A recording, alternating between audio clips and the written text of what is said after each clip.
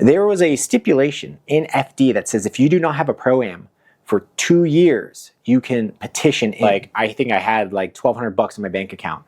That's not, that does not, right? That's not fucking FD money. One thing I'll take from FD is they made a rule because of me. And I'll take that to the grave and be like, yeah, like that's my rule. The coolest part of drifting is the relationships you make. Drip and Drift. Welcome to the Drip and Drip podcast. My name is Nick, and today, as our guest, we have a retired Formula Drift driver. You know it's going to be a good episode, so drop a thumbs up, and please welcome the real Kevin Phillips. Welcome, man. Thanks for being here. I like hearing that retired. That's nice. Yeah, well, that's in your profile. So oh, yeah, it is, isn't it? Bro, I haven't adjusted that since like 2020, so I need to go back and look. Going off your words here. No, it's nice. It's nice being retired, though. Like, yeah. It's calm. The life is calm. Yeah. You wake up and you're like, oh, I don't have to work on anything. You know, you could wake up and you're like, when's that competition? Or like, it's nice because it's just like, I don't have shit to do. This is great. You can breathe. Yeah, it's nice.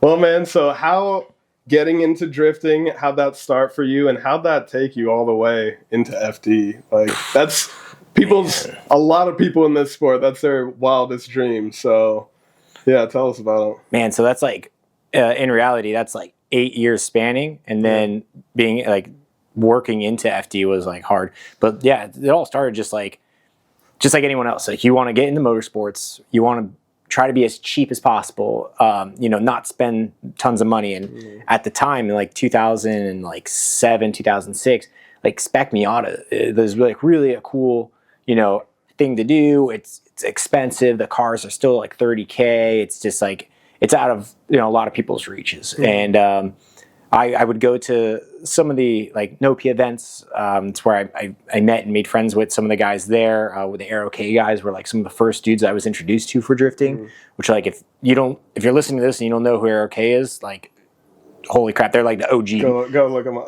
Yeah, go look them up. They're the OG, like, South Floridian, if not Florida, like, group back in the day. Because that's how it was. Originally, it was not like South Florida, Central Florida. It was groups. You had like Hot Carl, which used to be like Scott Neener, Pat Good, and a bunch of these other guys that were just a bunch of like tight pant wearing emo kids from like Sarasota, which is like really cool because that was their grouping. And then like Aero K were a bunch of dudes who had like really good connections to like the Japanese market and were trying to bring over parts, and they had like some of the stylish like cars. And Chelsea actually was he drove with them and like would do the Nopia events and stuff, so it was really cool because like I would watch these guys and be like, I got to get into this, and I kind of bit the bullet, got a 240SX and got into it from there. But it was wild because like I got a 240SX originally for drag racing. I drag raced a lot before I got into drifting, and I drag raced and street raced with Chris Jackson for years before we even got into drifting. Cool. And like we ran amok down in South Florida, and we would just Chris had this like Corolla, this really like, it was like at the time it was like a 2002, so it was like somewhat still newish, and he would put so much nitrous on it, he'd break the transmission where he would just go get warranty and stuff, and it was so great. Like we would just beat the crap out of our cars, and then somehow Chris and I just found our way into drifting together, and like we just started going to events, and Tim Murphy and Ben, also known as like Bladdermaster. We used to be his forum name, and I'll still call Ben Bladdermaster every time I see him. They started drift sessions, which drift sessions was like a grassroots style of like driving. Like how we have our like track days. There was nothing like that. It was either competition or like you got to go on the street and do illegal shit, which like we did, and we all got in trouble. Like we used to go out to the edge of 75, and like eventually FHP busted all of like us. And between like SMDG and then between like Aero K, like a lot of dudes got in trouble. Yeah. So having the grassroots stuff was like awesome. It was like, oh, you could pay and go do this. Totally. Yeah. And it didn't just like kind of take off. Like they posted the event and it immediately like popped. There was tons of media there, tons of people there. The news was there. It was insane. And so like I had my 240SX, which you're gonna laugh. It was a coupe 240SX with an SR20RE swapped into it, on K Sports all the way around. I got that thing for $4,000. Wow. $4,000. I was just like, all right. What year was this though? 2006. Yeah. Trust me. Makes sense. But I got it and I went drifting, and it humbled me because I sucked. I tried to watch like SD and all these dudes that were, like I said, there was like little groups. SMDG were a bunch of like hood rat kids that were also from South Florida. Different style of drifter. They're more like you're like Rastafarian, like just chill dudes, and they were really cool. And I would watch them throughout the years and watch Aero K and just try to like mimic what they were doing. And the community was so open and like still like a very tight knit though. Like everyone was cool with everybody, but we were so open to like outsiders and stuff. So I got into that. I eventually was pushing my 240SX. I'd still go street race it like an idiot kid out of high school. I'd go drift it, I'd go drag race it, and then I'd daily it to my job that I needed to pay for all these things. And so eventually, like, I was just like, you know what's a great idea? Let me like put the biggest turbo I can on it. And so that ran for like 6 months and blew up. And I was just like, all right, I guess I'll part it out. Got enough money together to where they had come out with, I'd driven a 350Z Enthusiast, and I was like, all right, they're like, I can find them used like for pretty cheap. Let me try to find. I found a 2004 for like $15K at the time, which was like stupid cheap at that time at a repo lot. And it was the Enthusiast. It had the VLSD, and it was 6-speed. That's all I needed. And so I bought that up with all the money that I had from parting out the 240, and just like showed up back at the scene again and got better with that. But then everyone was like, "Oh man, this kid's got a 350Z. He must be rich." I'm just like, no, guys, like. All the money I was putting in my 240, like, it's the same amount of money if I just make these like $200 payments. Like, let me just do this. Yeah. And so I don't want to say I was the first like 350Z drifter in Florida. But man, I was one of the first. There was like one other guy before me, and he had like a turbo Nismo Z, and like he trashed it. And I was like kind of stuck with that chassis though, because there was big developments. Like you can get turbochargers, all this, but everything costs at least like $8,000 for a turbo kit.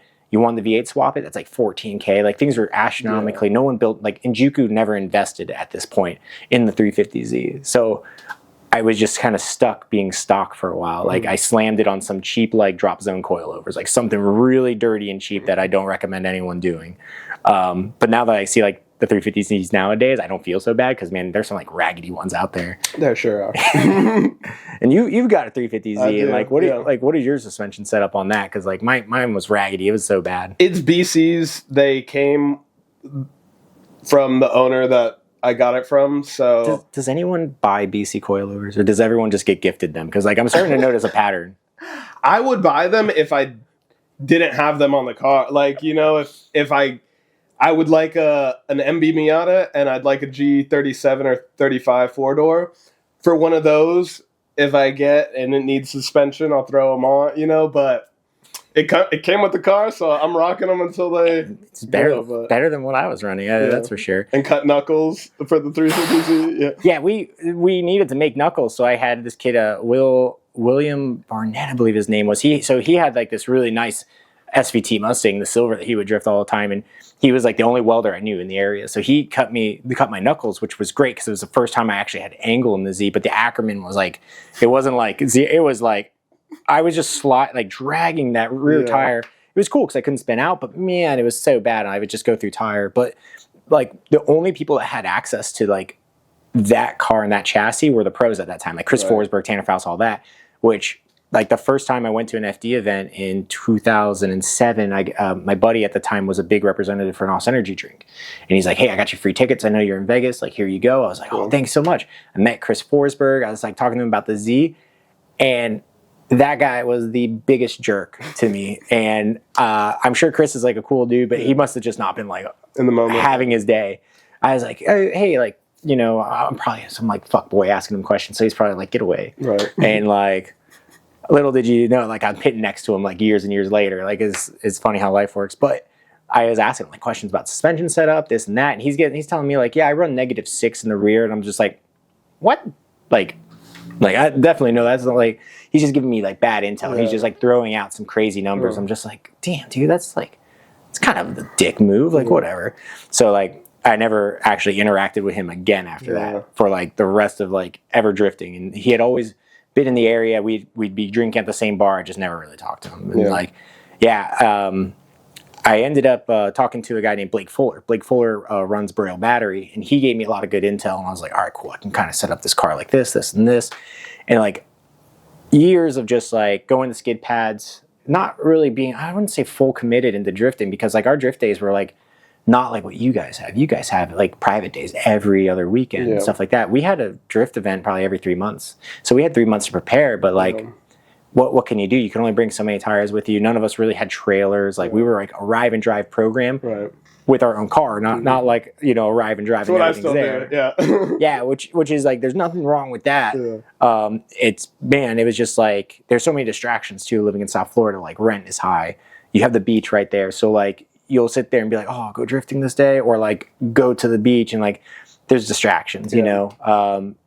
But yeah, you know, we would go ahead and do a ton of events, and like could do the skid pad, and you know, where we had our like drifting spot was at an abandoned airfield it's actually in Travis Pastrana's video. I'm sure you can cut to like a little bit of video of him doing it, and it's okay, not like copyright, but where they did some video takes there was the airfield that's abandoned in Miami. It's all the way out west, like right before the Everglades.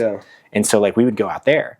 And you know what? I did do a reaction to that video, and I think it did get copyright restriction, but it is what it is. You got to Google it. Can you use like 5 seconds of it? Yeah, for sure. I'll just make the sounds. I know exactly what you're talking about. Yeah.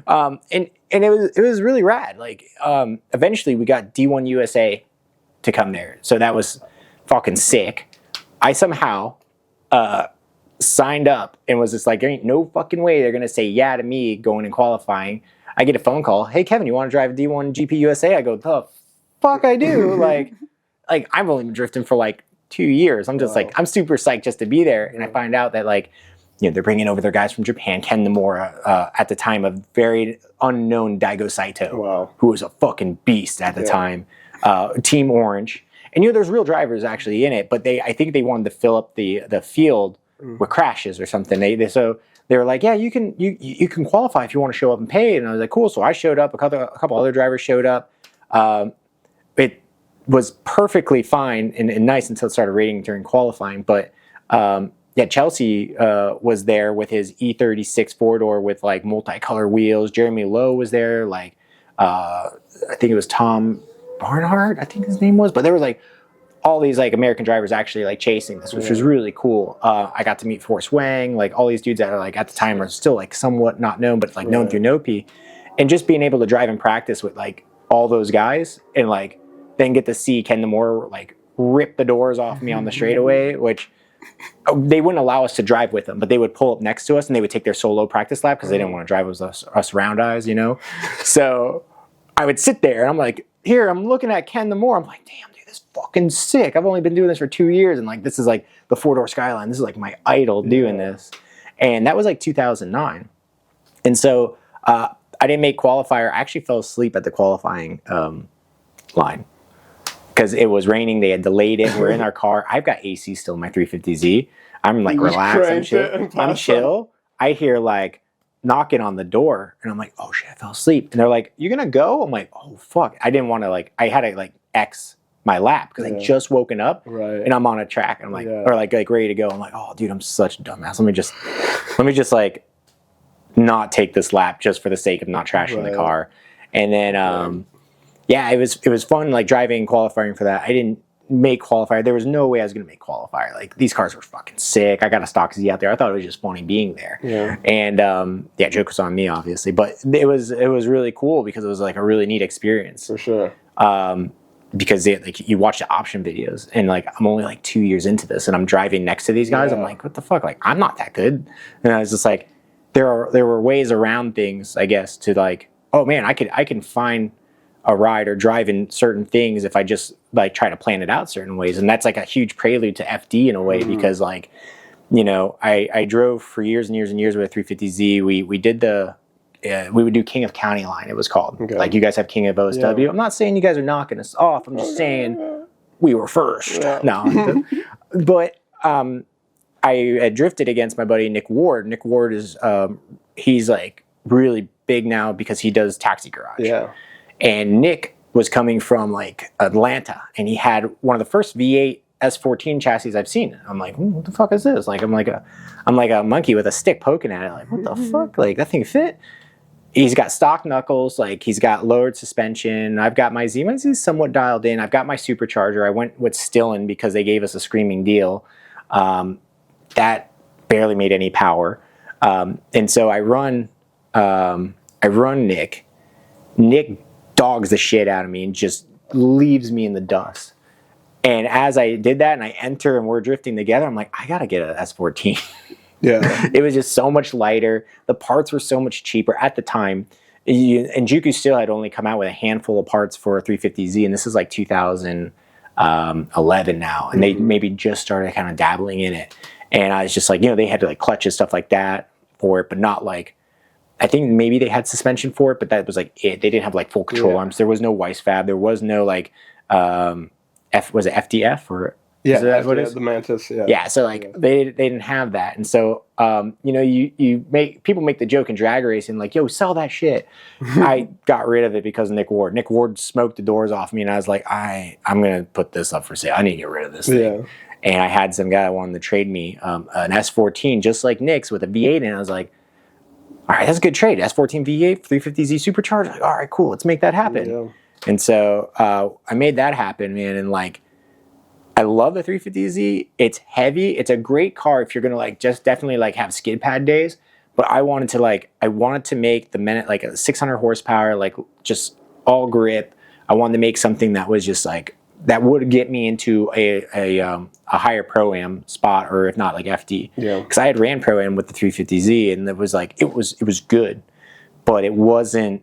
There was just so much. I wouldn't say problems with it. Just I did not have enough money at the time to put in the development into that car to make it anything, versus I could have been a broke ass and go do S14 things and like totally been fine. Yeah. So I just kind of stayed in my lane in my budget. I was like, all right, let's drop down to an S14, which trying to learn how to drift on an S14 versus a 350Z, like for years, you're on a brand new steering rack, brand new chassis. And then you go to this rickety rust bucket and you're just like, fuck, what did I do? And then I think I bought knuckles off cutknuckles.com or some shit like that, and that car ripped. I was like, all right, cool. That's a website.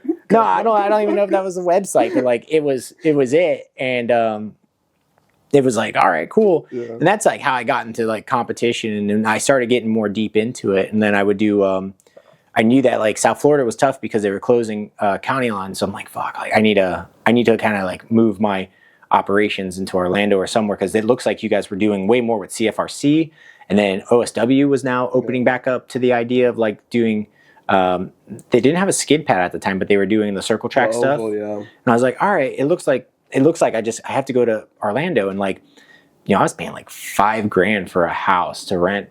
And like, I like look in Orlando, I'm like, how much is it to rent? $800 for a 2.2? Like, what the fuck? Like, so it made dollars and cents like for me to move, which is funny because now it's like really expensive here. Orlando like blew up. And so, yeah, it's wild. Just even from being here from 2014 to now, I'm just like, holy shit, like things have blown up. Yeah. And I can't imagine anyone who's been here like for like all their life or anything like that. I have, it's wild. I've seen the city change. What's like the biggest gripe though? Like other than prices, like obviously like prices are the biggest gripe for like anything, but what's the biggest gripe? I would say just the amount of there's more traffic now anywhere on like smaller roads that. Should kind of be just like a neighborhood road. It's like where people commute through now. So those types of things. The road right out here. So I used to take this all the way to like Dean, and this road was always like a blinking light, nothing. And like there's fucking tons of cars out there now. So that's. And they just keep on constructing, building more houses, more apartment buildings, more everything. Man, God. Yeah. I had to move. I had to get out of South Florida because it was just so expensive. And the drifting community, though it was a great community, and it's probably one of the best communities just because you cannot like someone in that community. You guys can chirp and whatever, but at the end of the day, like you will have beers together. Like it's just like we are still like, and if someone picked on him, it's like, hey, that's like my brother. Like we still like stand up for each other. It's really weird because like it's a different culture from Central Florida drifting to like South Florida drifting, and I think it's because like down there shit's like so expensive. The community is like tighter.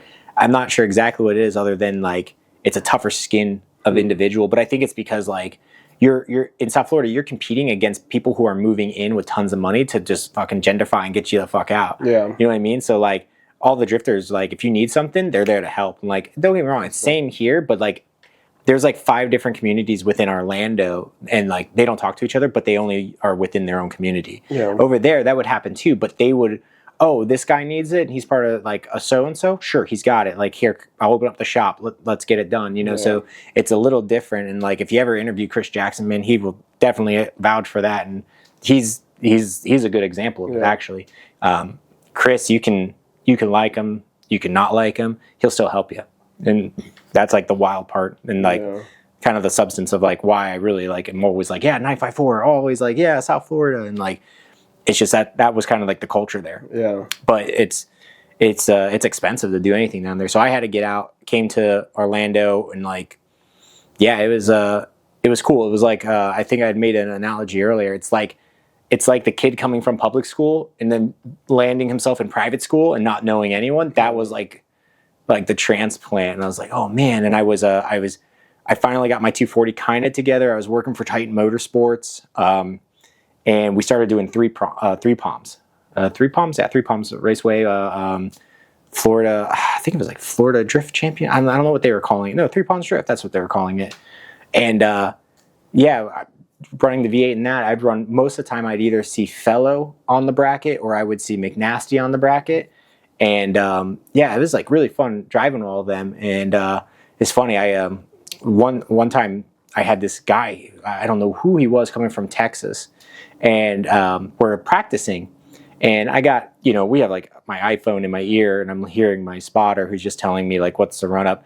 And he tells me, he's like, hey, this guy who's practicing with you, he's gonna go against you. You guys are the first guys up after this. I'm like, oh shit! Like here I am just getting my practice in.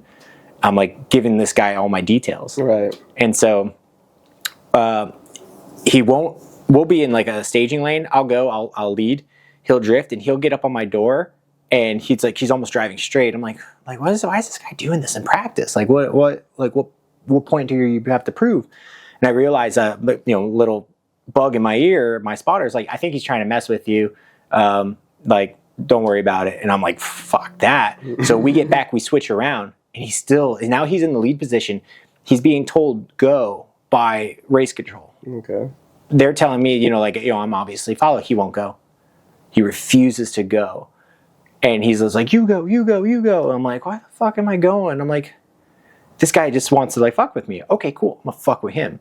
So we go. I'm now like granny shifting. Like I'm shooting at 4,000 RPM. I'm fucking barely drifting. I'm like just looking super sketchy, wobbling all over the place. I'm like going fast in certain spots and overshooting other spots.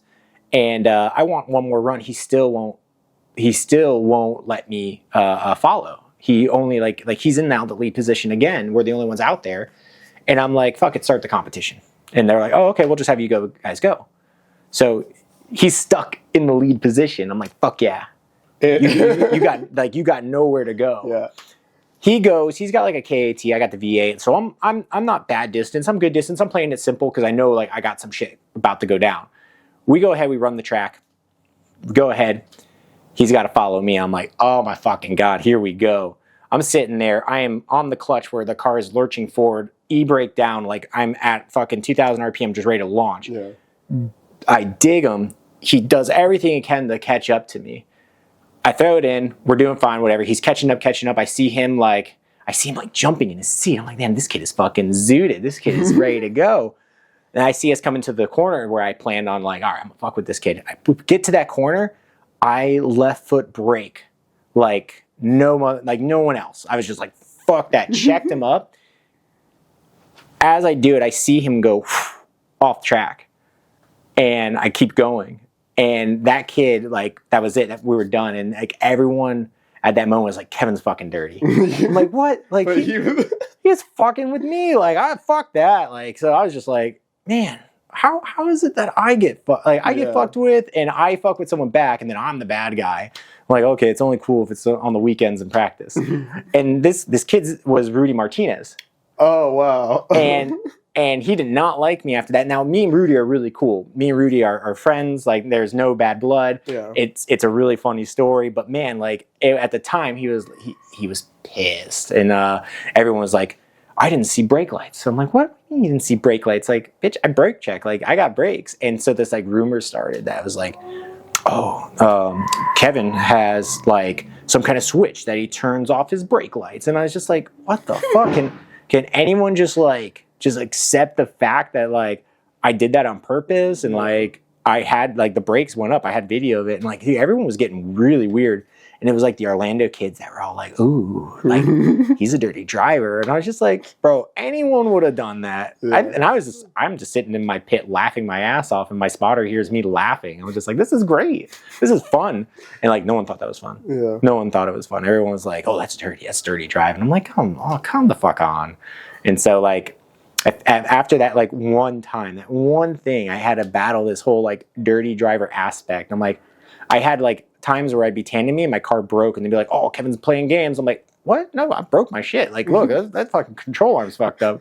Like, gives you some lure mystique about you. Man, I swear, like no one wanted to follow me for like the longest time. Yeah. They're just like, oh, God damn it.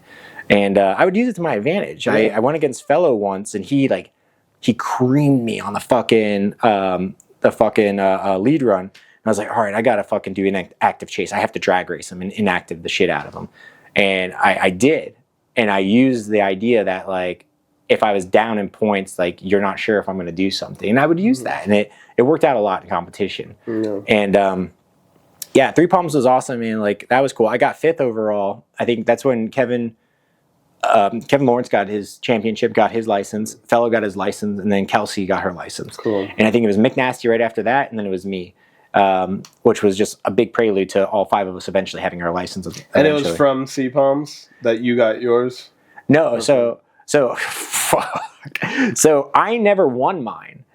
I read the rule book one day because like if you're a race car driver, you read the rule book. Right. And then you read it over yourself like you're stupid. And you read it to like, okay, I need to make sure this is interpreted correctly. And what I like to do is I would read the rules and I would have someone else read the rules. And then I would go, what do you think of that? And they would explain. I go, okay, I think that too. There was a stipulation in FD that says if you do not have a Pro-Am for 2 years, you can petition in. You just have to create a resume and get drivers to sign off on you.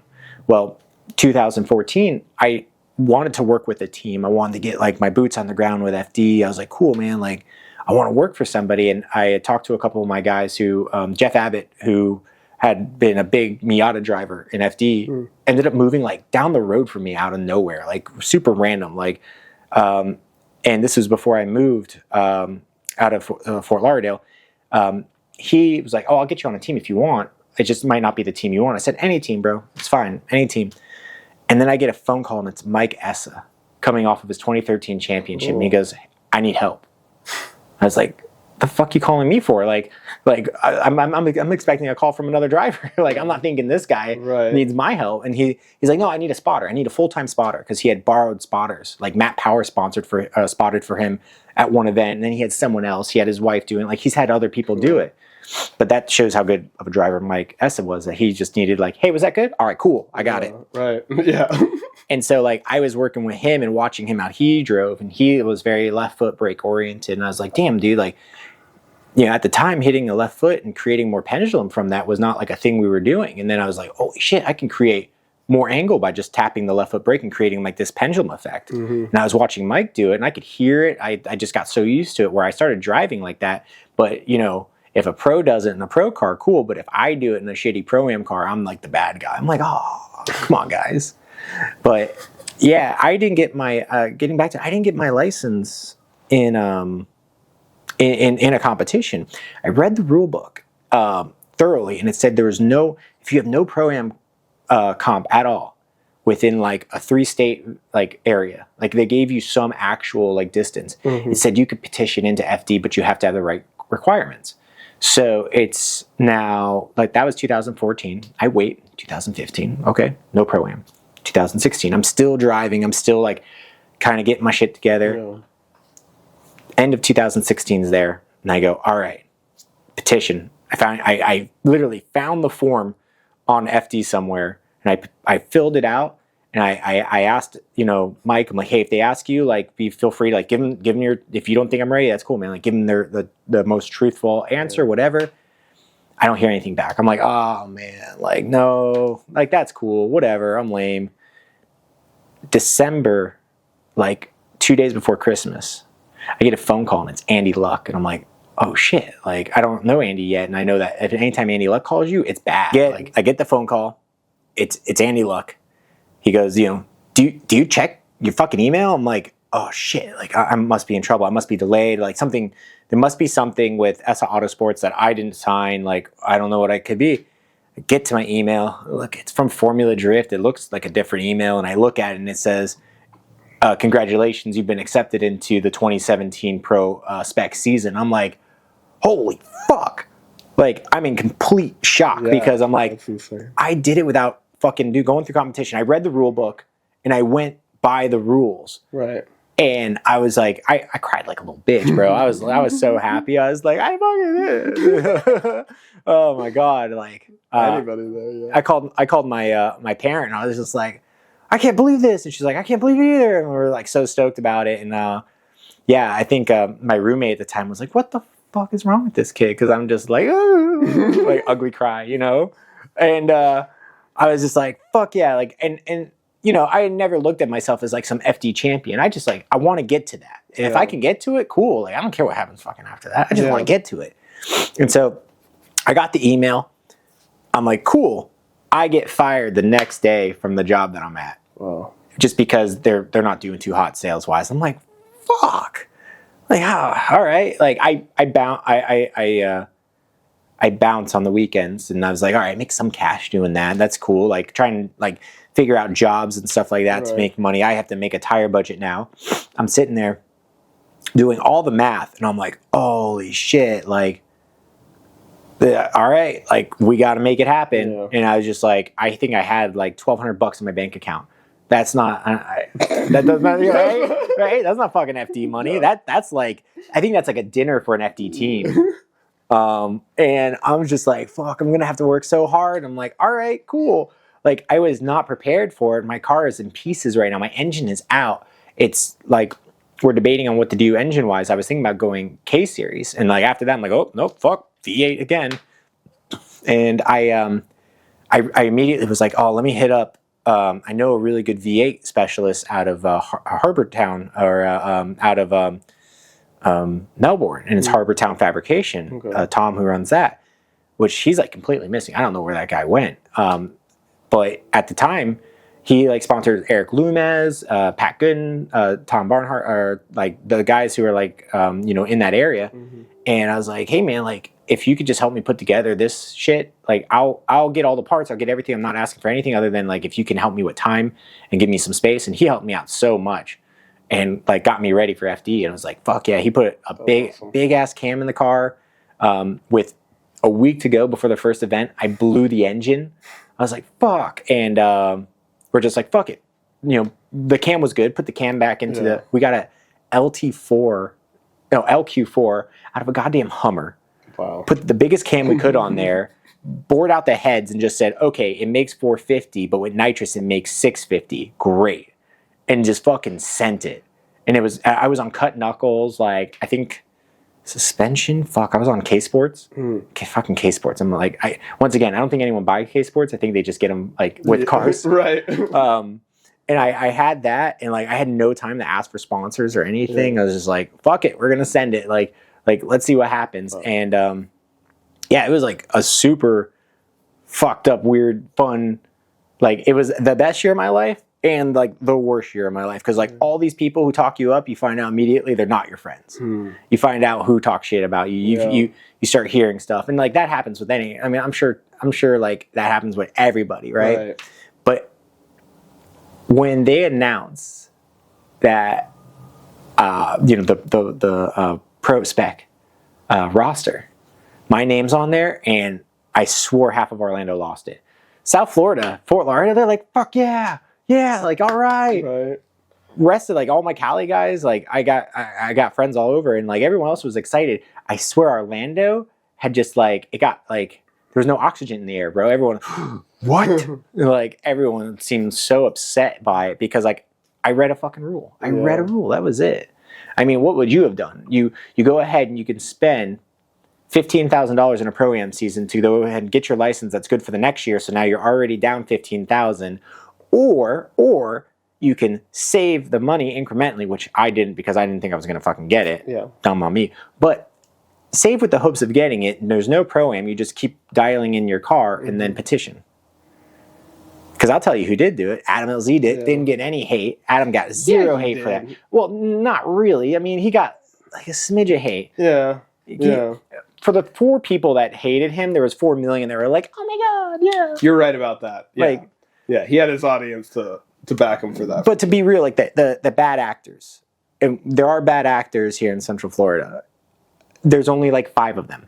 They just are the loudest, dumbest person in the room. So there is that. Yeah. But like other drivers petitioned in as well that are in Central Florida, and none of them got as much shit. It was just. I learned something from Mike Essen. He explained to me, he goes, everyone loves a smart guy, no one likes a clever guy. And he goes, what you did was clever. And I was like, fuck, thanks, man. That made me feel so much better. And like, doesn't help, but cool, man. Yeah. Like, right on. It is clever, because some people could see it as lazy or like you took the easy way out or type of thing, but like, fuck yeah, it's not necessarily like... I'm all about if I can take an easy way, like work hard, like work smarter, not harder. Like why do we say that in the 100%. Shop, but when we like put it to our lives, like, oh, now it's bad karma. Yeah. Like, You're right. Dang. So how long were you in FD? Did you win any events? How'd you get out of it? What happened? No, man. Like, I just did it for experience. I was like a handful of points off of qualifying for Orlando. And I threw down a good line. I was like, all right, cool, here we go. And I threw down a sick line. I think like 68 got you in top 16. I think I ended up having a 60. And I was like, fuck. Now, what's crazy and kicks my ass, and it hurts to see it, is now they have top 32 in Prospect.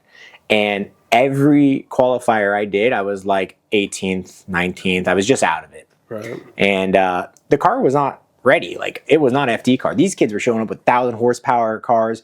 They were showing up with rigs. Like, I was the brokest motherfucker getting there, and I thought it was just a funny joke. I got there, and I'm literally like the ragged ass motherfucker out of the group. Yeah. I'm like the only driver that doesn't have an accountant. And I'm like, an accountant? What the fuck? You guys don't do like your own math? Like, yeah. So like, I was just like, whatever, cool. You know, like after Atlanta's fiasco, and like, I was just like, well, whatever, man. We'll get points on the board and just have fun with it. And there were like 45 drivers that year, and I ended up being 22nd overall. So like, people can like bash me and be like, oh, you didn't qualify. Like, I got points on the board every time. I was there for every event. Like, after that, like Andy and all them, I had a license for 2019, which I did one event there, which I totaled my car out. And then I had my license 2020, 2021. I just never went back. And like, I would love to go back, but at the same time, like, why? Like, I love FD. I love what they're doing, but like, man, for you personally, yeah. The amount of stress. So like the amount of jobs I had to do to keep it. Like, I worked at a morgue. I worked at a place where I bounced and had to kick college kids out every night. I had to work at a dumbass place that refurbished headlights. I had 3 jobs just to make enough to like pay for the tires and stuff like that. Like, I had to go through stuff that I don't think anyone should go through to go do that. But I had to do these meaningless shit jobs and get 4 hours of sleep a night for like a year, and like just to make the event because I wanted to. It was for me. It was for absolutely no one else other than me. That's why, like, if you look at the car, there's almost 0 stickers on that car. Right. I saw one tire sticker on there. Besides that, yeah. So you were funding it yourself. Yeah, fuck that company. Whatever sticker was on my car for that company, fuck those guys. But then that was a fiasco in itself, and I know where you're getting at with that. The event in Atlanta where I show up and they spray paint your name on the ground, and that's where you put your shit. Okay. Well, what happens is when Achilles show up, they take your tire, which no one gets fucking free tires in Pro Spec. If they're telling you, they're fucking lying. You pay $100 per tire, and so you go ahead, you pay for that tire, and they go ahead and they just drop it there. So I pay about $2,000 worth of tires, which is like a fucking stupid low amount. It's just enough to get me through practice, qualifier, and maybe further if I wanted to. Okay. I get there should be a stack of tires. I get there, no stack of tires. I go, okay, no big deal. The next day is the event. Maybe they just haven't laid them out yet. I come back, tires still aren't there. I now have to like go to Achilles and be like, hey guys, where's my tires and whatnot? We dropped them off where they're in front of your stuff. I'm like, they're not there. And so first practice is starting. I have to now like get Andy Luck involved. I'm like, hey man, like I don't want to be this guy, but like my tires are missing. And he's like, what? I go, yeah, like my tires are gone. They're just not there. And hours like pretty much accumulate into dollars, and I don't know how much money I lost, but I lost half my practice to the guys next door to us having the tires in their trailer, and they were just thought they were free or some shit. And so like, even though your name was there where the tires were put down. Yeah, and at the time, I'm the only one running a 17-inch tire in the rear. And there's the one thing I'll take from FD is they made a rule because of me, and I'll take that to the grave and be like, yeah, like that's my rule. Like Chelsea, there's like this whole rule with like adhesive and shit like that, which I don't think he broke that rule because it wasn't adhesive. I think they miscalled that, but like because certain drivers do certain things, they make certain rules. Well, there's a rule in Pro Spec now that you have to run an 18-inch rear tire, and that's because of me. Because as I'm running in OSW, Kevin Wells comes up to me and he goes, how much power do you make? You're on 93 octane. I go, yeah, I'm on 93 octane. I said, I don't have nitrous right now. I'm making like maybe 500. He goes, what tire are you running? I go, oh, I'm running a 255, 45, 17. He goes, I go, that's the only tire I could get. That's not fucking true. Where everyone else is running 255, 35, 18.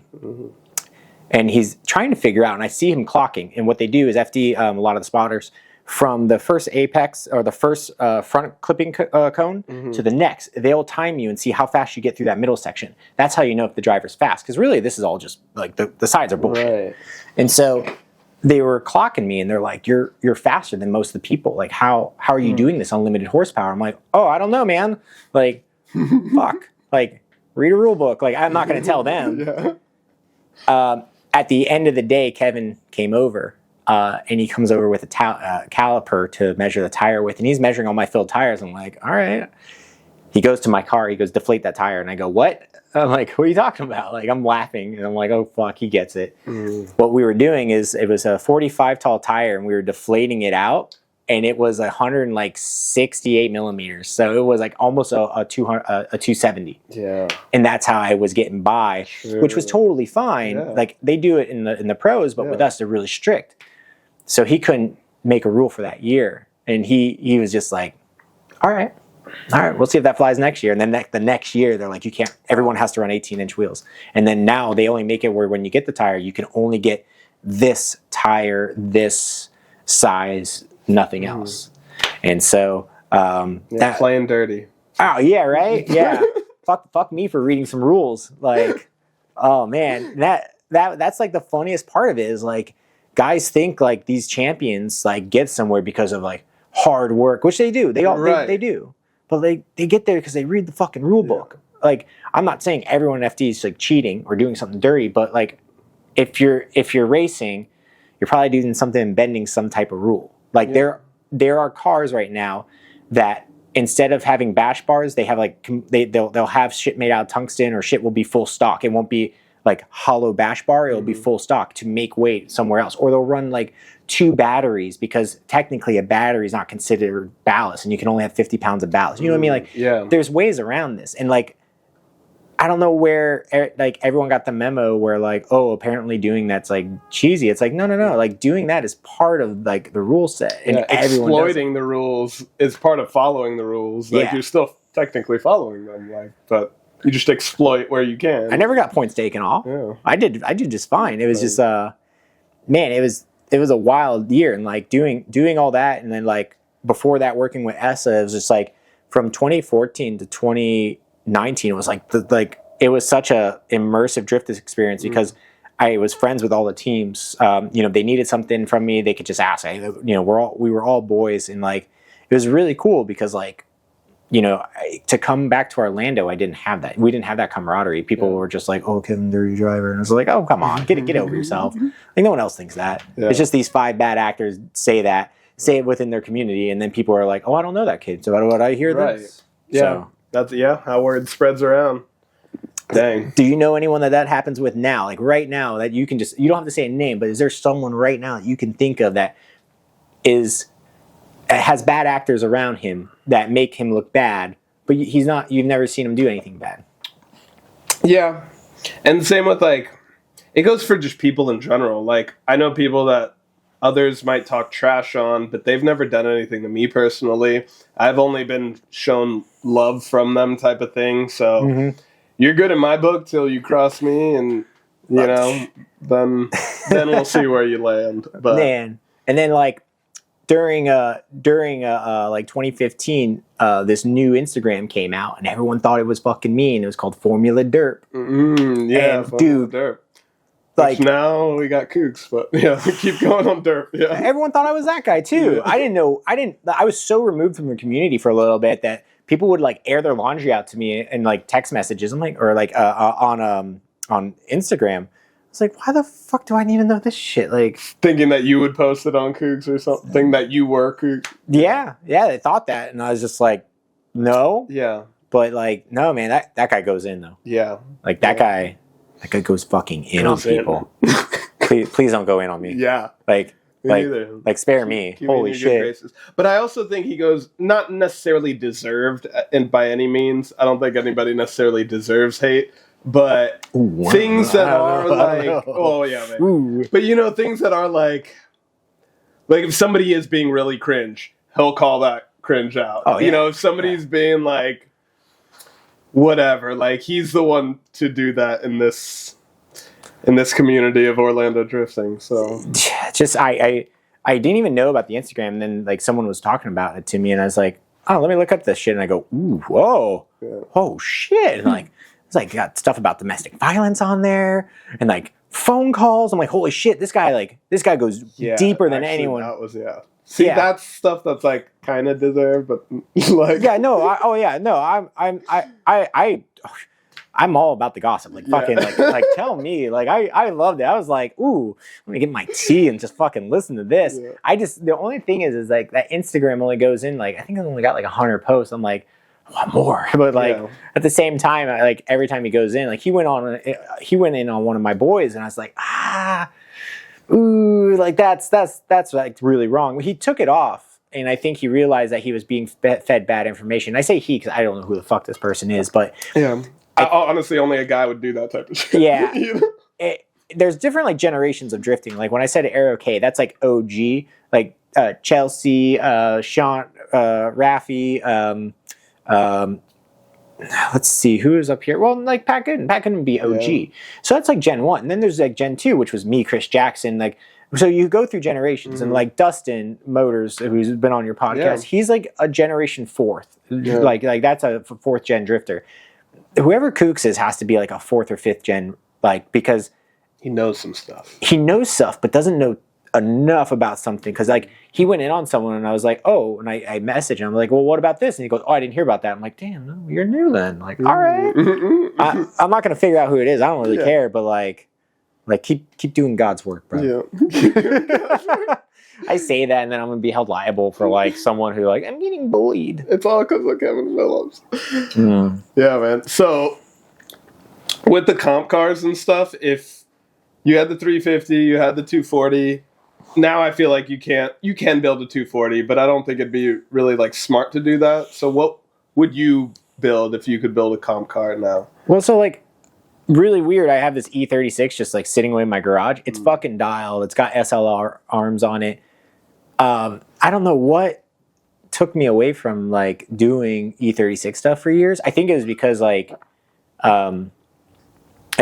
Chelsea had that shit on lock, and like the E36 guys were just like these like weird hipster dudes, and like I never really got into it. But like now that I have an E36 and it's dialed in and it makes like stock power, I think fucking rips. I would totally build an E36 or even an E46.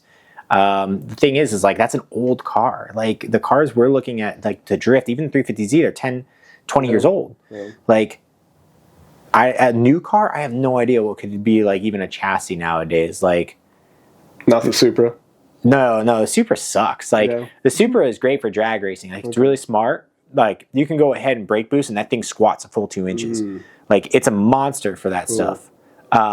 when I worked with GR in proxy, well, technically I worked for DG Spec in proxy to GR. We used to go to all the Barrett-Jackson events, and they were offering, they're like, okay, like we have a couple drifters on board, like we want you to be crew chief. And I was just like, why me? And they're like, well, you own a car, you've gone through these cars. Like we saw, like I took it out the day I bought it, I took it drifting at OSW. And I was just like, fucking send it. Like I know it drifts. And it's just weird because by proxy, like between Freddie and then Simon, like all my boys had A90 drift cars, but they were all like pro drift cars. So I was like just having the street one. Yeah. So my buddy who does transporting for these guys was like, oh yeah, like if you guys want someone to work on it and like be like really diligent and write down like all the stuff that's going on and keep like logs, like get with Kevin. So these guys hit me up. I go out and I did Barrett-Jackson Scottsdale, which was like a fucking 2-week event. Scottsdale, Barrett-Jackson, if you like, you want to go to a Barrett-Jackson, just go to that one. The thing is fucking like, it's like it, just like it is on like Speed TV. It's like fucking insane, which I think like ages me because I don't even think Speed TV is around anymore. Fuck. God, the white is like coming out my beard and shit. But like, so we would go ahead and do all that. It ended up abruptly because like the main guy who ran DG Spec would make us wear masks when they weren't mandated anymore. And he made people wear masks when we went to Florida. And this guy was like, I don't care like what religion you are, I don't care what politics you are, you could be left, right, whatever, but like when you are forcing people to do something that's not either by law or whatever, and you're just being like a weirdo about it, I didn't want to work with that guy anymore. So me and a couple guys from the team left DG Spec or stopped working with GR, which working with GR was great. We loved GR. GR was awesome. Being able to drift those cars was sick.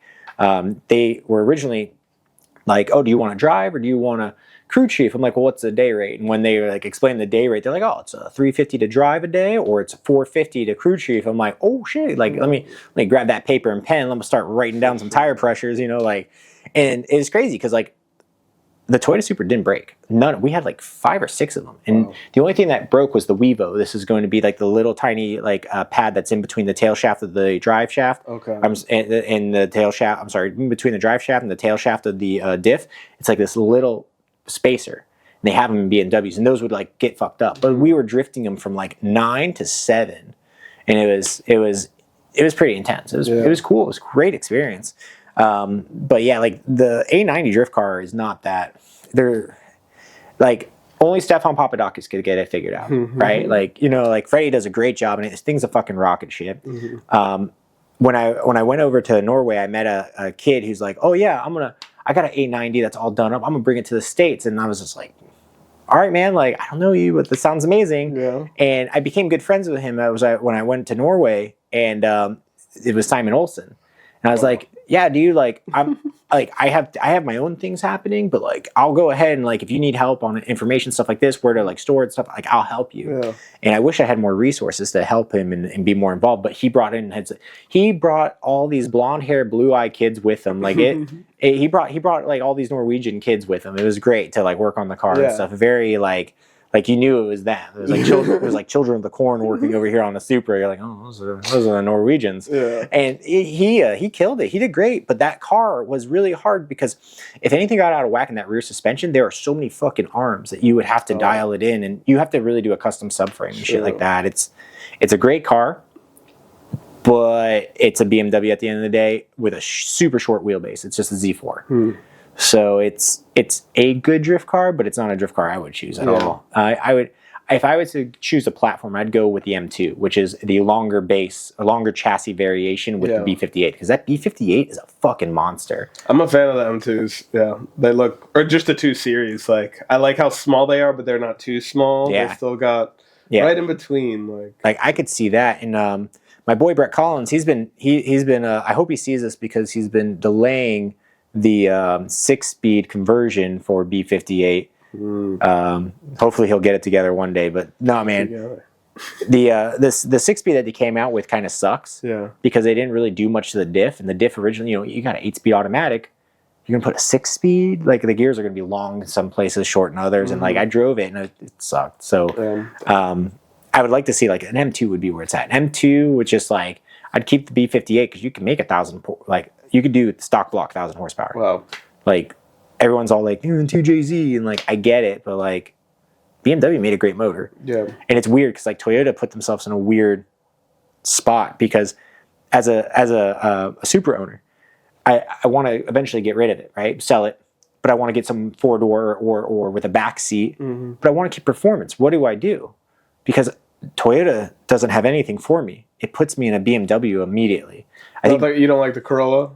No, the Corolla is like unobtainium. They're so hard to get, and like they're cool, but like the interior is like base Corolla. They might as well put roller windows in it. It was crazy. But if you want like leather, if you want like the same nice commodities, because don't get me wrong, like the Supra inside is like an X5. It sucks. Yeah. But if you want like nice performance and like amenities and stuff like that, Toyota like literally like blew their load with the Supra. But the thing is, all BMW. So naturally, all these guys who bought Supras are just going to go and be BMW customers. Well, And like that car, why they fell in love with that is what's going to make them go for a BMW. And it makes me look at like an X5, like, oh, I can deal with that because like the interior is all the same. Like I put a roll cage in my Supra, and now I'm like, I went from like I'm only 6 foot, and I went from like okay, I'm comfortable to like I lost 3 inches, and now I'm like driving like that, and it's just like it's fun, but yeah, comp car I would do a 2 Series, but like. What else is out there? Like, take BMW out of the equation. Yeah, there's the GR 86. There's the Z, the 400Z. There's what are the new Mustangs, Camaros? Mustangs come a long way. Corvettes. Those so at Real Street we do the we have an engine dyno like room, and we've been pushing like. Real Street's known for 2JZs, but what they are known for now, but like they are like secretly not known for it, I think, is the Coyote engines. Okay. And they've been pushing parts on that. Man, those Coyote engines are something else. Like it's got me looking at it like, all right, nitrous, you can get into the 10s. Like, yeah, they're actually kind of cool. And then like, I'm not saying like Coyotes were never cool. I'm just saying like, it's just weird. Like I don't remember Mustangs in pre-2015 they were quick, but they weren't fast. Now I see them at the track. It's like, damn, like they're fast. Like turboing it, you're definitely like low 10s. And if you're on E85, if you're on 93 octane, like, geez, like I don't know what you're trying to do. But yeah. And there's more and more now drifting as well. Like they've always been, I feel like, drag cars, but. Who is the kid with the BMW? Or he's got a Ford Mustang. It looked like Chelsea Denofa's car. Davey Peoples. That's his name? Yeah, he sold that. And I think I just saw him at Spring Break Bash. He was like, I was like, are you getting something new? He was like, oh yeah, you'll wait. I was like, what, I'm coming up. S650? I'm coming up. And he was like the way he reacted was like, no. But like, I was like, maybe he was just playing me and doing that on purpose, but like the way he was like, no, I was like, oh, maybe 650. So I never knew that car, and I saw that car in like a demo. I was like, oh, cool, Chelsea Nova got a demo car. Yeah. And then like I saw like Kooks of Orlando go hard in it or whatever, or Kooks of OSW. I was like, ooh, oh, this is not what I thought it was. And I was like, God damn, like hit notifications to let me know every time you post. And it's funny because he won't post for like months, and then he posts, and then everyone's like, you're doing God's work, brother. Oh man, the hypocrisy. Yeah, but see, that's the thing. Like, I've had Davey on. He's cool people. I see him at the track. I like him. I got no quarrels with him. Mm-hmm. But then, like, Kooks will post like just stuff about him. Why do you think they post that though? Do you think they post it because of the car looks so much like Chelsea's car, or was there like something he did, or like I don't know him. That's the thing. Yeah, I don't know if it's like something that people have done personally to this person. Now we're getting back on Kooks, but like something that somebody's personally done to this person, or they're just there at an event, they witness something, and they're like, all right, I'm gonna post this. I don't know. Man, I remember I was at a buddy of mine. It was his daughter's like 2nd birthday, and we're there, and this individual, his name's Jordan, really really good guy. His cousin is married to Matt the Ginge, and like, so I don't naturally actually talk to Matt. Like we're just kind of friends by proxy. Yeah. And he's a cool kid. I like Matt. Matt's really nice. We've all gone golfing together and done old man shit, and it's fucking rad. But we're all sitting there, and I remember I'm like old man status. I'm like watching it was the Sebring event that was on live stream, and I'm watching it, and everyone's talking about kooks. I'm like, what the fuck is this? What the fuck is that? And then I see my name pop. I'm like, oh shit, what the fuck? And I'm like, why is everyone calling me a kook, bro? Like, I haven't been in the scene. Like, I've left everyone alone. Why is everyone calling me that? And I was like, oh, it's an Instagram. Oh shit. Yeah. Yeah. It's just provocative. So you spoke about going to Norway. How'd you get over there? You did the ice drifting over there? Yeah, so like it was weird. Like my limited time in FD, I made really good friends with Freddie and his now wife Hunter, and like their whole group, and really, really cool guys. And yeah, they were just like, they threw the invite. They're like, yeah, come out to Norway. I was like, oh yeah, sure. Let me just be right out there. And I looked at tickets, and the krone. So the krone is a Swedish increment, and it's also the dollar increment for their for Norway as well. For the first time, I was like, holy shit, the krone is like dollar for dollar the same. I was like, oh damn, like flights are cheap. So I was like, all right, we'll go out there. And I went out there with no intention to drive or anything. I was just like, I'm gonna have a good time and just see what like these Norwegians are all about. Which, dude, Norwegians are Floridians. They're like the polar opposite, but not in like the party mode. Party mode, exactly the same vibe, just like the Ice Kingdom versus Swamp Kingdom. Cool. Like they're the same people. It was like I felt so at home there, and it was so cool. And like, you know, getting introduced and meeting you know, a younger Simon Olsen, and you know, seeing his progression. Now he's an FD, which is super rad. Freddie and Hunter had crazy hospitality, and they, you know, had me stay over, and then we drove to Sweden to some random tundra. We were in like the middle of nowhere, and Jonathan Castro came with us, which was kind of funny because Jonathan is probably the only Dominican to like be in this area ever. Represent. Oh my god, like it was wild being out there, because like like he was driving, he had a car he was renting, all that. I'm just sitting there sipping on cider. And like, I don't know how to read Norwegian, so I'm buying shit that I think is energy drink, and they're like, oh no, that's like, you drink that for a boner. I'm like, what?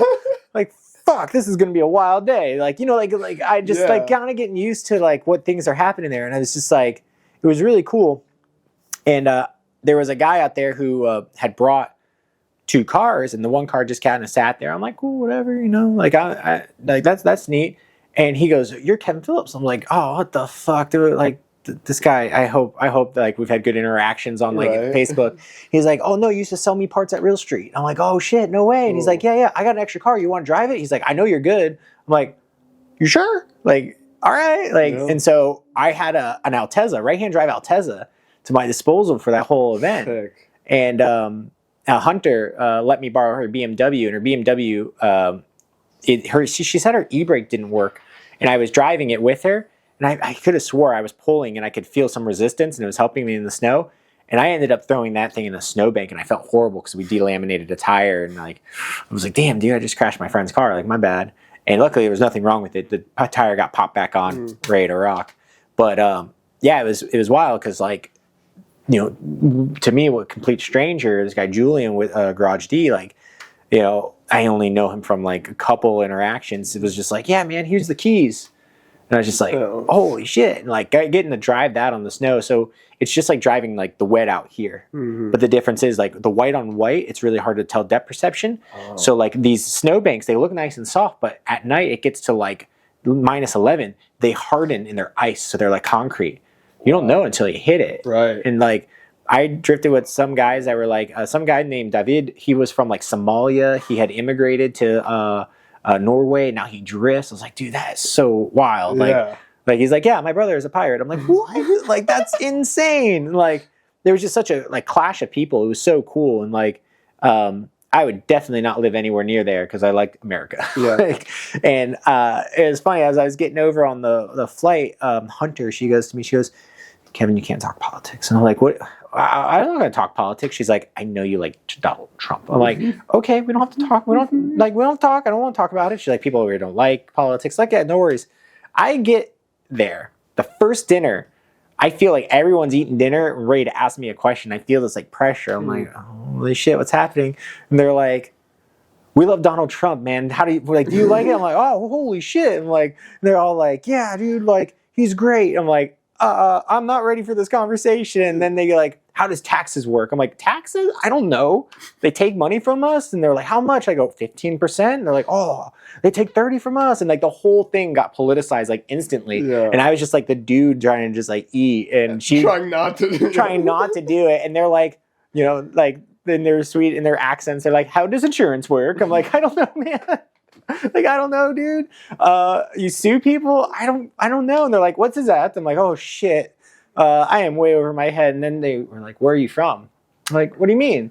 Like, what part of the United States? All of Hunter's friends are from, you know, Cali. I go, I'm from Florida. And the table, I swear to God, the table stopped, and like you could hear the utensils hit the table. Yeah. And they're like, you are a man from Florida? And I'm like, oh shit. And they're like, Florida man, and they scream it.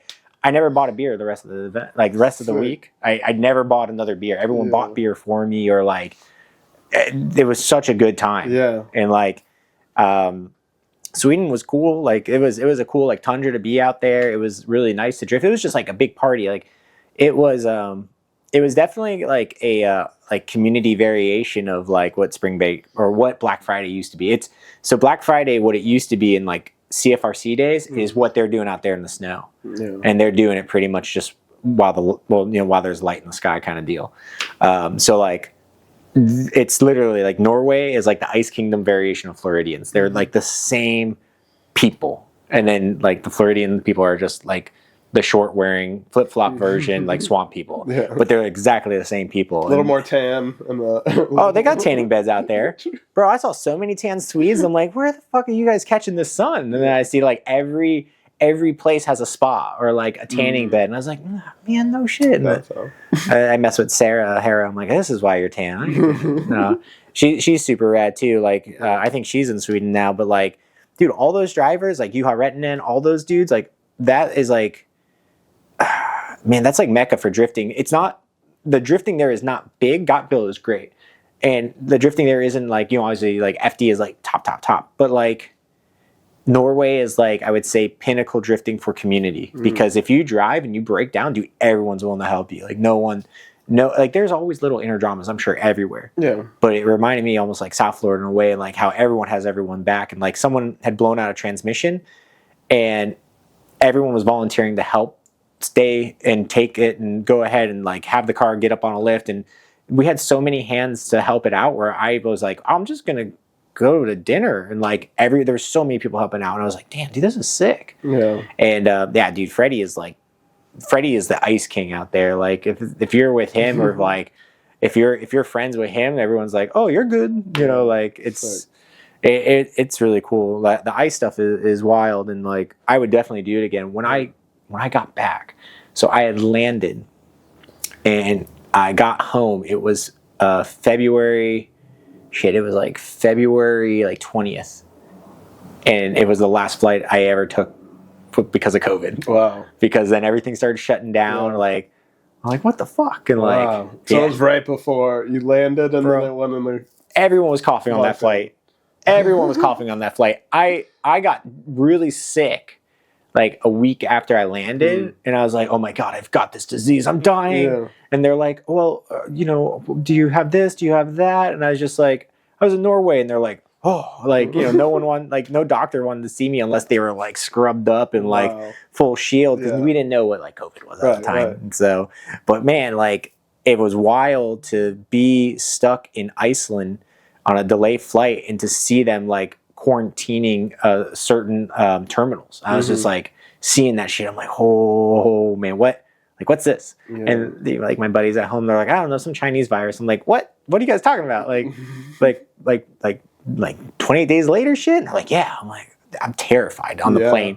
I'm sitting next to all these people and they're sniffling and stuff. I'm like, oh fuck, we're all gonna die. Like, and like I ended up catching COVID like in like June or some shit. I didn't get it on this flight. I was just, you go from like minus 11 to 85 degrees, you're gonna get sick. Yeah. So, but like, dang. Nah, it was wild. Like the Norway shit, I recommend like people doing it, but I don't know if they're like trying to make it like a tourist attraction. Yeah. So like it's always been like an invite only thing, but like if anyone has like the means to like go, not just there, drift abroad anywhere. Yeah. Because I had the same experience when I went to a Horse Thief Mountain in Willow Springs. It's fucking sick.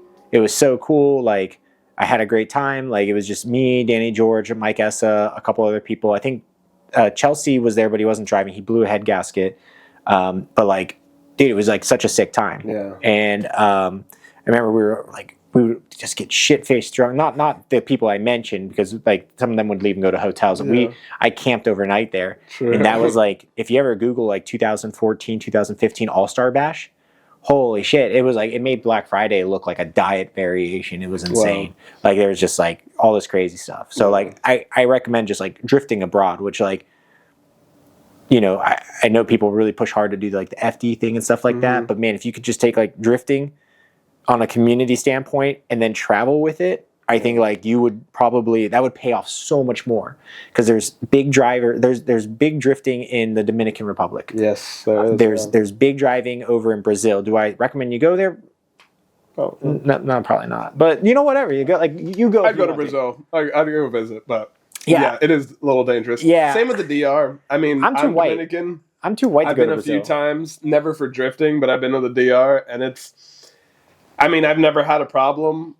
I have family that lives there and shows around, but like there's sketchy places for ¿Tú hablas español? Oh, claro que sí. Oh, okay.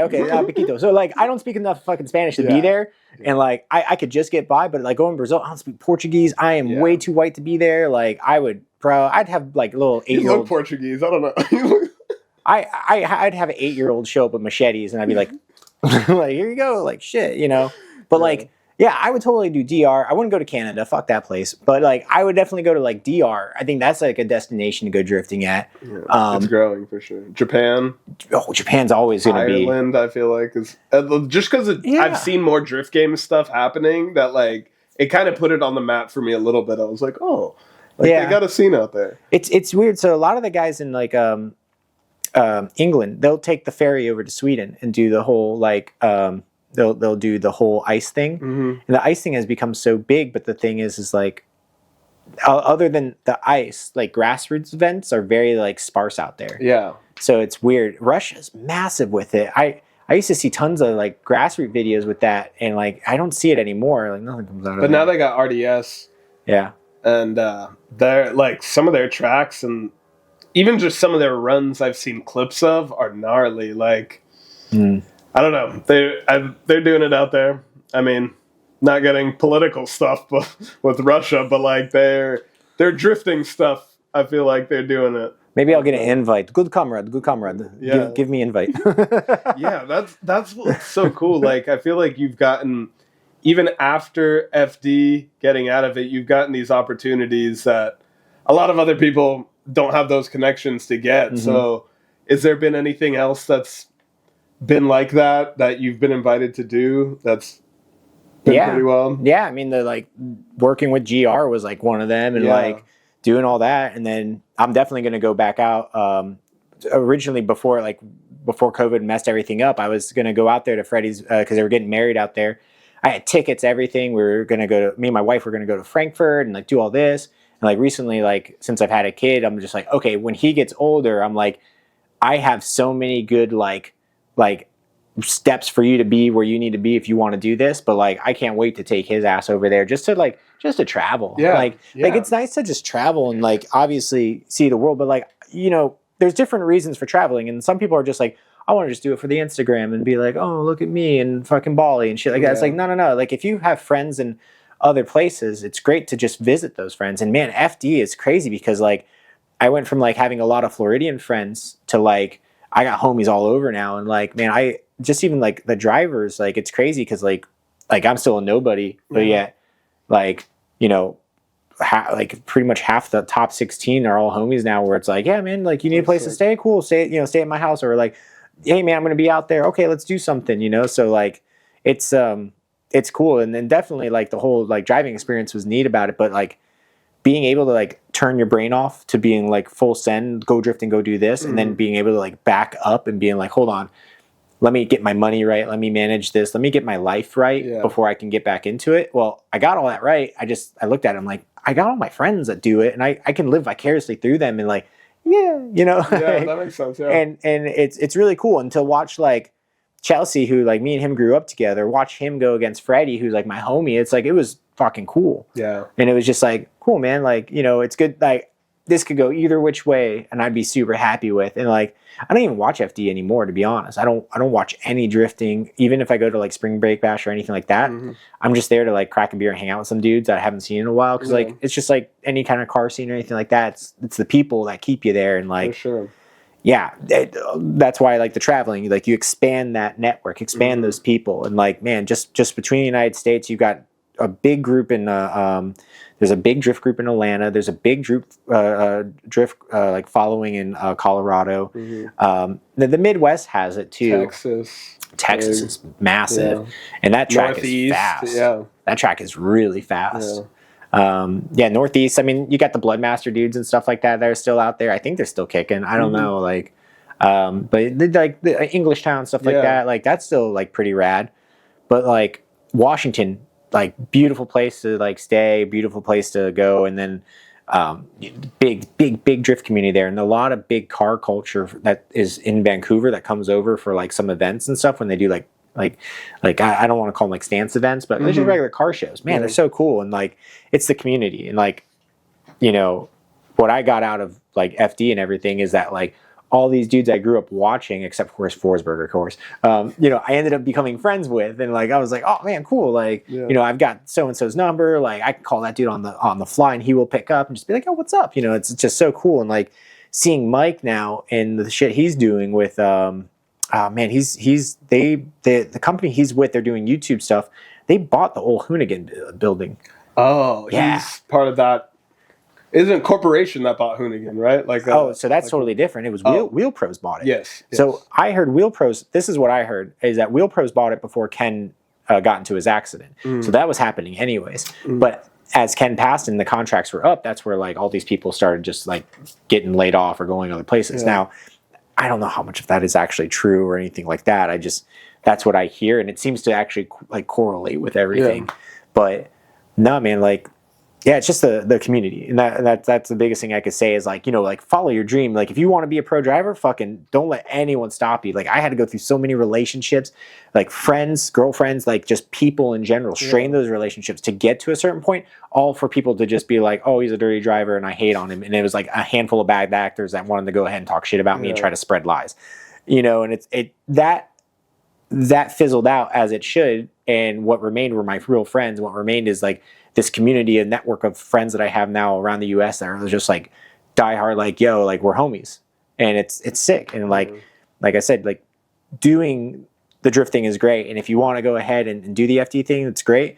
But like, don't burn every bridge. And I would say, like, if you're a driver listening, don't burn any bridges and try to hedge your bets and try to remain friendly with people, because when you don't compete, your like life changes. It's almost like you're born again or something like that. Or like you step, like, the best way I could say it is like when my brother got out of the army, he didn't know what to do. When I stopped drifting, I didn't know what to do. And it was like, I was so trauma bonded with all these other drivers, and we still all remain friends. And it was just like, man, like, that's the best thing I could really explain is like, think past drifting. And like, you know, if something's not working out right, like, you could always get your life right.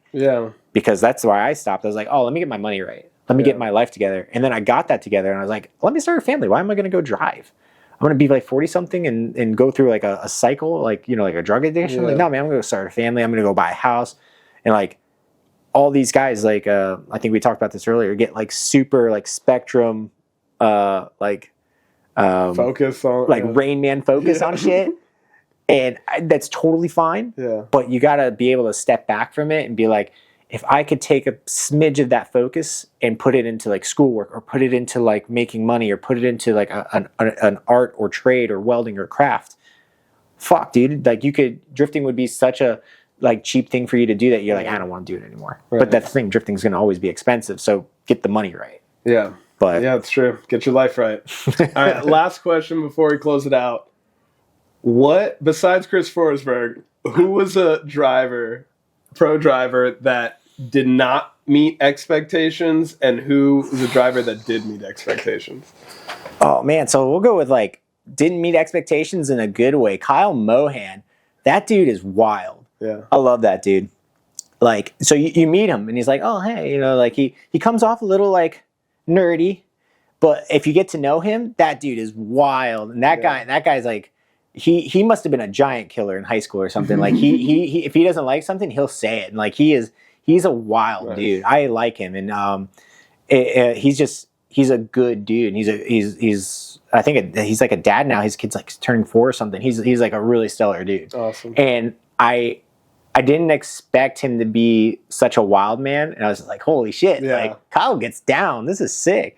And a lot of people don't see that because you see him at the track. And it's very like, it's still professional. Yeah. But yeah, that dude's wild. I don't know, man. You're going to have to rattle off drivers. Someone that did meet expectations. I don't know. Well, it's funny you flipped it around because I was thinking somebody that like you had a good light on and then you met him and it was bad. But like, yeah, so rattling off drivers like Forrest Wang. So Forrest didn't talk much to me at all. His girlfriend at the time, Ariana, me and her became good friends because she thought I was Formula Dirt. And so she's just like, why are you posting up that shit? I'm like, what? Like here, I took out my Instagram, like, look, no accounts connected, no nothing. Like, it ain't me. Because this is like 2015. Everyone thought I was Dirt. Yeah. She's cool. I didn't really get to know Forrest at all too much other than just like, hey. Yeah. And he barely spoke a word to me and like he just didn't talk a lot. He was just kind of, I think he was more, I honestly think he is an introvert in some fashion where I didn't get to see much of it. Yeah. But he was a nice guy. What about Ryan Turk? Ryan Turk's a good guy, dude. Yeah. He's a good dude. Yeah. Ryan Turk's he's not afraid to ask for help. And like you would think that he's like this big hot shot and that his shit don't stink, but he was actually like, hey, like I need to get my car over to Titan to get it like tuned, like shit's gone wrong with it, like whatever. I was like, cool, like I have a really shitty trailer. He's like, thank you, I would appreciate it. And like, no worries, man. He's a cool dude. He's really down to earth. I'm super happy like where he's at. I don't know what's the future plan with him, but like, yeah, he was actually a pretty cool dude. I thought maybe he was going to be a little like snobby, stuck up, like the whole DA group like that, but he was actually pretty cool. Cool. I'm trying to going off him, Von Gittin then. So Vaughn and me have had like very limited words. He knew who I was, and that scared the shit out of me because I was like, oh fuck, and like. Vaughn, I've never really I never got to really talk to him, like sit down time or like hang around her or anything. Like the only time I was around Vaughn is because I was hanging out with Chelsea or something, and like we were just in proxy near him. And just his, from what I could see though at like the events, his wife Abby was killing it. She was just like she had this iPad and would be like managing him. She'd be like. 5:30 we have to be at the Optima battery and we have to give out t-shirts. Okay, cool. And then she would like take him to place and I was just like managing fuck, like that's good. That's why that guy probably has an empire, because he put people in the right spot and they has good people around him too. That's awesome. So family, free labor. Last one, Matt Field. So I met Matt briefly in Texas and he was like the most like nonchalant, like just too cool for school, bro, like cool, bro. Like I liked it. It's funny. So like my lawyer and him are the same fucking person. It's just my lawyer is a Jewish surfer and this guy's like a fucking drifter. Yeah. But they wear like the baggy denim with like flip flops, which is like so weird for a South Floridian. I don't like flip flops with jeans. It like bothers me. Yeah, that is a Florida thing. He was so nonchalant. He had his glasses like hanging down low, and he was just cool, man. Yeah, I was like, oh, right on. Like this guy's cool. I'm trying to think if there's any driver that really like. I'm trying to think if there's any driver that just like pissed me off immediately, and I was just like, fuck that guy. And I like one of those bad actors, one of those. So the bad actors, I find in the communities. I don't find them on the pro level because, like, even Forsberg, I don't find him to be a bad actor. I just feel maybe he had a bad day and he was just like, fuck this kid, which is totally plausible. I mean, absolutely. I think everyone's been there. Yeah. But yeah, the bad actors, I think I find like you find where they're in the drift community, they're trying to hold on to their clout and be. I don't want to. I mean, I'm so close to giving out names, and I don't want to. But they're in the drift community, and they are just holding on to their youth, and they're like my age, and they haven't retired yet, and they're just trying to like be judges or get into events, and like it's just like, bro, let it go, homie. Yeah. Like just try to get on with the rest of your life, and they don't want to, and then the way they get around stuff is like talking shit about people, and it's just like, damn, dude, you're like almost 40, like that's bad. Yeah. But no, man, and like. The driving aspect, I'm just trying to think. No one ever really pissed me off. Like just the dudes that try to steal my tires. Yeah. Just those guys. But like, no, man, everyone, the FD guys were all like pretty chill. But That shows the drift community's pretty chill in general. Because I hear other motorsports, like, even you were saying that South Florida is really like that connecty. Like, just drifting in general to me is a lot more like that than any other motorsport. I feel like helping each other out, lending tools, like that kind of stuff. Oh, definitely. If you get into like Spec Miata, I find them to be very close to that. Yeah. But there's a lot. I don't know nowadays. I think Spec Miata and I think drifting in general cost about the same now. Mm-hmm. Which used to be Spec Miata was so much higher. And the thing is drifting used to be so cheap. And now, Bidenomics, I don't know, man. Yeah. But like, driver wise and stuff like that. I mean, pretty much like trying to think. The driver who scared me the most though, like I didn't want to talk to him. The Christoph Blues. That guy's cold. Christoph. That guy's cold, man. He's a really nice guy.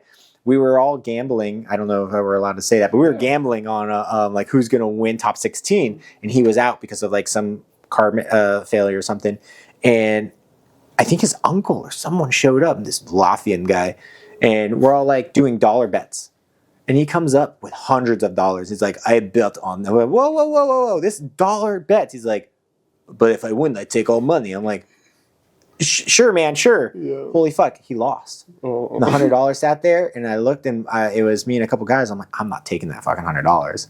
And we gave it back to him. We were so his uncle or whoever this guy was cold, and we were like, bro, this guy. Yeah. Now we're good.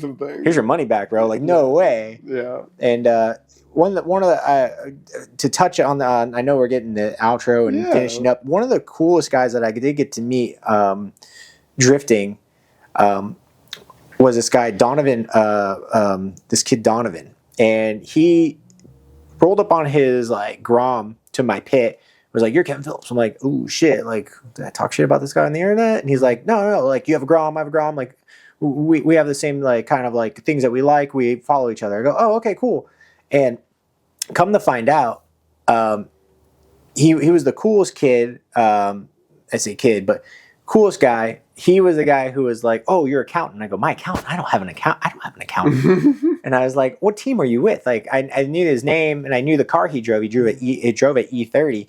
And he goes, oh, Red Baron Racing. I go, why you got a Snoopy thing on the side? He goes, oh, my grandfather, he invented or made Snoopy. I'm like, holy shit. Like, that the amount of, like, money that are in certain people's, like, favor to go driving is insane. But the thing is that the drifting community can easily level that. Because me and him are, like, good friends now. He just sent me like a huge he sent me this huge like Snoopy care package for my son. Sick. And it's so sick. And he just got married, and like we talk all the time, and like we send memes, like literally it's like you have your friends and you send fucking shit memes to each other all day.